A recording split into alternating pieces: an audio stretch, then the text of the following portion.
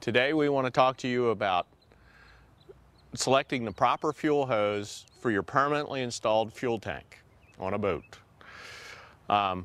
The first thing to look for is this standard, SAE J1527. It's designed exclusively for the marine industry and will assure you a safe, workable hose in the marine environment.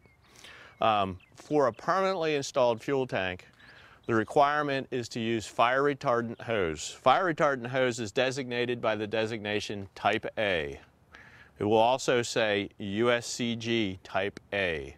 Every fuel system has three basic hoses. There's a fuel fill hose, which goes from your deck fill down to the tank. There's a fuel feed hose that goes from your fuel tank to your engine. It feeds fuel to your engine. And there's a fuel vent hose which allows air into the tank when you're pulling the fuel out so that you don't pull a vacuum. There is a difference between these marine fuel hoses that comply with SAE J1527 and a hose you might pick up in an automotive store. These hoses are all fire resistant, meaning they can survive an open flame for 2.5 minutes without the fuel inside the hoses leaking out and feeding the fire. SAE 1527 has two different types of hose. What we see here is a Type A hose. It's also designated by the letter 2. We also have SAE J1527 Type B hose, which is not recommended for below the deck installations. It's fine for outboards, above the deck.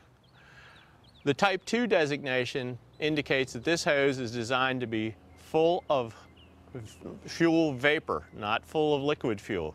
It permeates at a slightly higher rate than the Type 1 hose, which we see here.